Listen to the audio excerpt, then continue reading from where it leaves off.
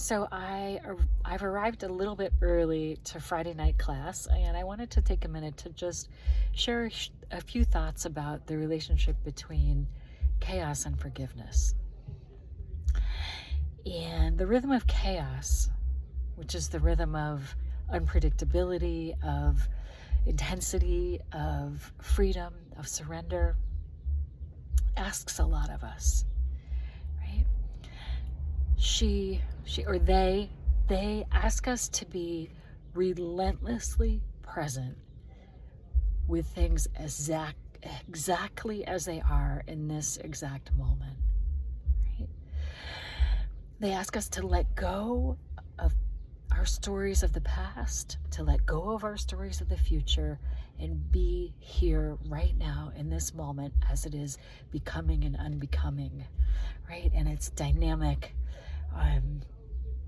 like shifting, changing, evolving, constantly moving self, right? And so, and so, and that's a lot, right? I think it can seem like, well, yeah, of course, but actually it takes a lot of practice in my experience. And forgiveness is also a kind of surrender, right?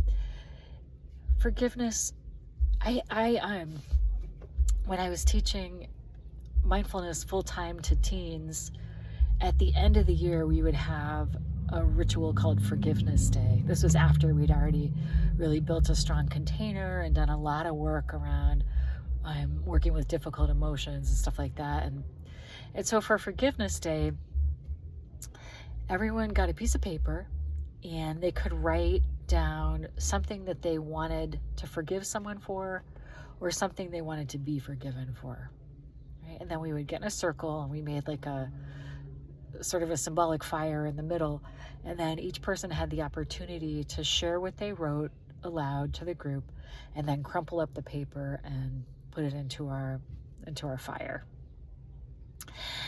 And this wasn't my idea. A colleague taught me this Forgiveness Day ritual, and I knew that if I was going to do it, and the kids wanted to do it, I was going to have to do some work myself to be able to hold space for something like this. And, some of my colleagues were concerned. Like, they were concerned that maybe we would unbutton something or open something up that the kids couldn't handle.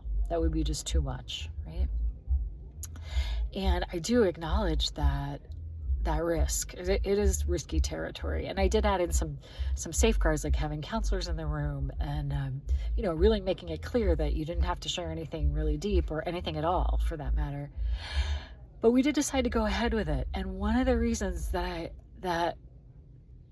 we went ahead with it is that, I know that for some people, for some of the teens I was teaching, who knows if there'll be another chance to really be in a space of community where you could surface the stuff that's like in the unconscious that's impacting us from the background, right?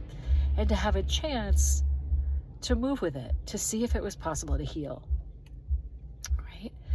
And although it's a risk, it feels like a bigger risk over the long period of letting that stuff that's in the unconscious, that's in the background, that unforgiven stuff, continue to impact us over time and tone down our light and tighten us and keep us separate and stuck and afraid. And so, we did Forgiveness Day, and some of the stuff that came back in my own research is that, for one, you never have to forgive, right? Sometimes not forgiving and unforgiveness is a skillful choice, right? Sometimes we need that to be safe, or for whatever reason. Sometimes that is the skillful choice. Another thing is that forgiveness is not, I could care less about forgiveness as a moral position. Like, I could care less I could care less about that. I don't care if you should forgive. Should is not useful to me. I am interested in what's the embodiment, what shifts for me, for whoever the person is doing the forgiving, if the surrender of forgiving arises, right? That's what I'm interested in, the practical. How does it live in my life? And so some of the things that I think about, like in the same way that chaos asks us to be relentlessly present now and to let go of stories of past selves and to let go of stories of future selves, right? So too does forgiveness.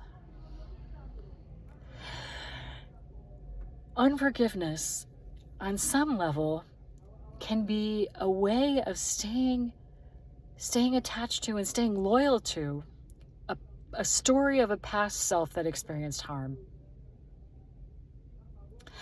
And so if we come to a place where forgiveness is available and we make that choice and our unconscious opens that door, right? It might be that we're surrendering. What we're surrendering is our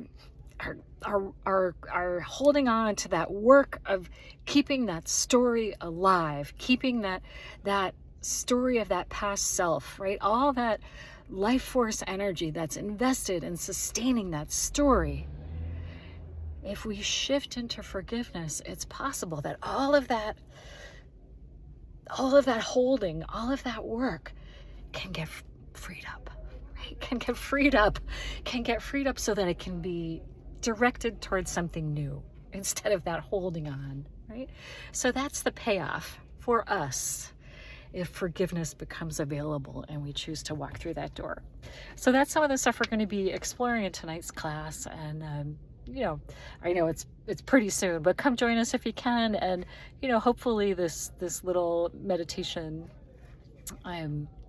strikes you in some way, or hopefully there's something in it for you. So I hope to see you tonight, and may you dance often and well and deeply and joyfully.